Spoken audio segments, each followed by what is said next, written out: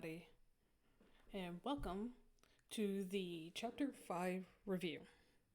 Now, to get a quick disclaimer out of the way, this is going over Chapter 5 research for public relations and strategies and tactics for the Intro to Public Relations class, since this is currently an online class. Anyways, again, today we are covering Chapter 5 research. So, to start things off with the table of contents, today we are going to cover the importance of research, using the research, secondary research, which means what kind of research, questionnaire construction, so how to build one, reaching respondent, so reaching out to people so you can ask them a bunch of questions. And then the last one, digital analytics for public relation. So that is what we're going to be covering in this presentation today. So starting off with the importance of research. Let's define what research is. Define is the collection of information given for the purpose of describing and understanding. So, with this definition, as it already is said, research is the concept of where you go and look for information, you look for data. And a quick example of that would be just look at the science field. The entire point of that field is to research and find information and what to do with it. Same thing with public relations. You need data, so information, in order to make the steps needed. And I am going to show you a quick 1 minute-ish video. So we are going to go to here. And yeah, okay. Now, go ahead and just watch the video, and we'll talk about it after.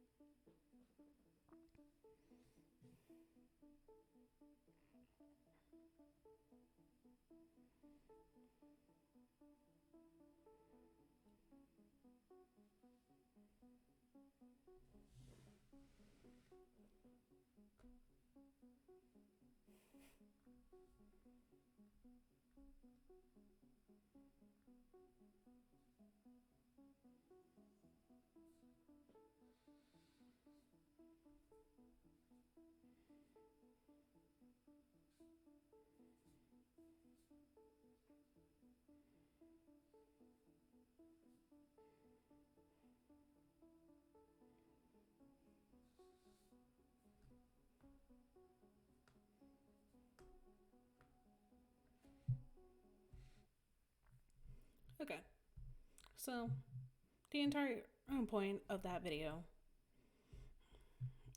was it just talking about the importance of research, as you saw. Each of those points stand to reason as to why you need research, regardless of what field you're in, and especially in public relations. So, moving on, let's talk about how to use that research. So, using the research, you're able to achieve credibility with management. So, executives, so people in general, they want facts. Don't give guesses. They want straight, cold facts. Because without those cold facts, you're working from guesses, you're working from hunches, and that is not enough in any field. It does not provide the strength needed in order to move forward with the organization's objectives. Now, to define audiences and segment publics, again, you're taking detailed information about your demographics. So the people who are either like buying your products or at least checking out your stuff online. So different lifestyles, characteristics, and consumption patterns of the audiences. All those things help ensure the message that you want to put out there and for people to react properly, as that is the audience you are trying to target. So, good example of that, pet stores. Their audience would be animals, owners. So, kind of just straightforward. Now, to formulate a strategy is always, and I do mean always, a good plan. You need to have plans in place. You have to be able to plan out and know what you're going to do next. So, as simple as step one, set up a business. Step two, figure out a name and get your name out there, get it advertised, and just have a strategy ready to go to either tackle an upcoming project or even a potential problem that has come to surface with the said project. Now, another thing is help management stay connected. Pretty straightforward. You need to basically, your management team, you're going to have that. You need that to help.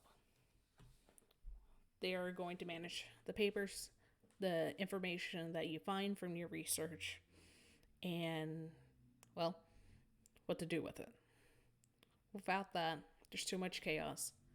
Everything's out of order and can cause businesses to crash. The next thing is it helps prevent crisis. Everything we just talked about beforehand. It helps prevent a crisis, like test messages. You got to figure out what works, and by doing those tests and making a strategy, it helps prevent like big issues come up. And you just kind of have to play around to figure out what's going to prevent future problems. Like, you don't want like an adult product to accidentally end up in the hands of a child. So, pretty straightforward. The next thing is to keep an eye on competition. You always want to try to have you want to be one step ahead of your competition, because to be one step ahead is to get ahead of the market, and to get ahead of the market is to be able to make that money, to get that information and see what direction that market's going to go, whether it's going to succeed and continue to grow and you can sit at the top as the king or queen or a ruler of that market, or it's going to crash and you need to back out. Next, you need to generate publicity. So, as I mentioned earlier, got to get your name out there. You got to make ads. You got to do something to get everyone to know who you are, what you're selling. So, billboards are an excellent way of going about it. Now, to measure success is to look at your sales, to look at your pricing and how much the products cost to make it versus like how many people are buying it at a certain price. So it can be something as simple as take a baby toy, a simple rattle. Still gotta make it. You still gotta go and do that, and you gotta set the price at like $5 or $10 in order to make that a trade back. So, next part is secondary research. Thankfully, this is rather straightforward. Secondary research is referring to other sources and other methods of acquiring the information. So we have online databases, the internet, qualitative research, quantitative research, and questionnaire construction. So, online basis, it's just online basis and internet are basically one of the same. You just gotta, it contains the information needed on the topic you need to see where things lie, and certain websites will contain online databases. I mean, the school's library has a bunch of databases that tons and tons of students like you and me have to use in order to get the information for our essays or papers in general. Now, to get into the more complicated things, of researches. So it breaks down into 5 separate things: content analysis, interviews, focus groups, competency, and infographic techniques. So content analysis, pretty straightforward. It just refers to the metric and objective accounting or categorizing of information.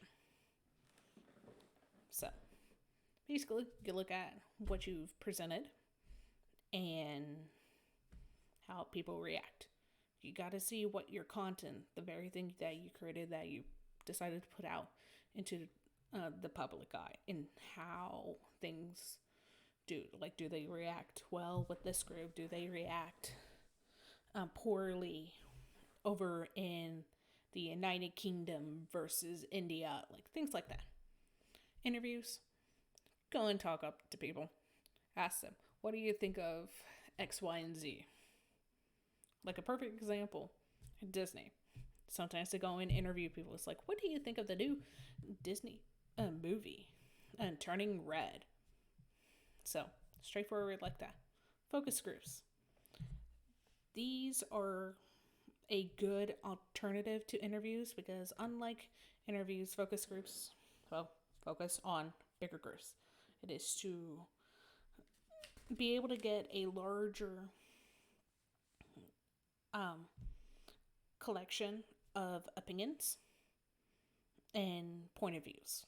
Because interviews, you can be more detailed and whatnot. It takes longer in comparison to focus groups, but focus groups, you don't get that much detail in return.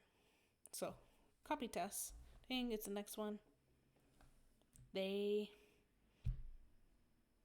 is pretty straightforward. All too often, organizations fail to communicate effectively because they produce and distribute material that the target audience can't understand. So, straight out of the book, this simply means you can't just put something out there without it being confusing. So the copying test can be done with small group settings, and it will help make those decisions easier. Now, ethnographic techniques, that one's a bit harder to explain. So, there's 2 different ones here, to be honest. First one, as strange as it can be, is role-playing. So, as it sounds, the idea of it is you get a bunch of co-workers, or you get someone that's willing to role-play or basically act out a scenario of how one may react, and to make you kind of think on your feet how to react, even though it's a pretend scenario. And the other one,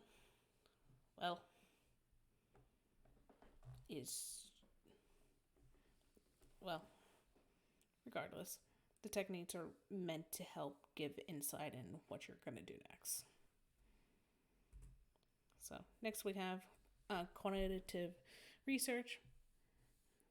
As you can see, there's 2 words on the screen. 4 words: random sampling and sample size. Random is meant you just go public and you don't try to target like a specific group. You just pull people's side and say, hey, what do you think of X, Y, Z? Okay, thank you. Now, sample size is always a lot more difficult to figure out. So, in a group of, let's say you got a group of 20. How many of them do you want to interview? Do you interview 10 or do you interview 15? Or even possibly just 5? So, now, questionnaire construction. This just refers to how do you go about interviewing people, how do you go about talking to people when asking questions in relation to, well, what you do in the field. So, a couple guidelines. Got to be careful with wording. So, certain words can set off certain people. So, you need to try to be careful about it. Try not to use offensive language like the F word, for example. I'm not going to say it here. I'm not that dumb. But, yeah, you got to be super, super careful about wording. Avoid loaded questions. So, loaded questions tend to be things that are kind of meant to set off like a trap. You can see it in a ton of movies where like the news reporters are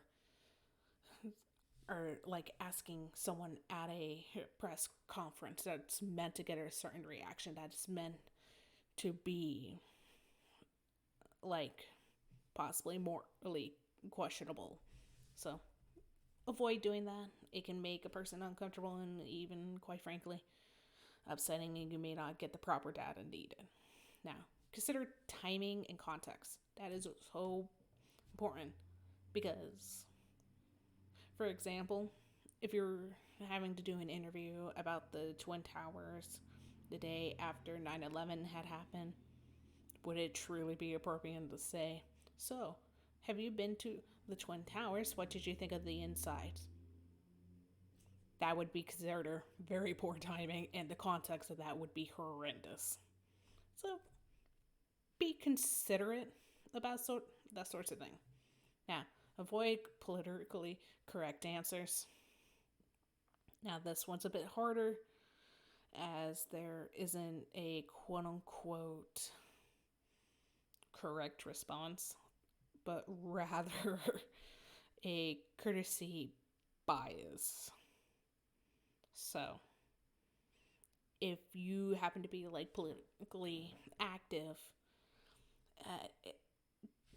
don't try to remain neutral. Don't like try to shove your opinion down someone's throat because it's different.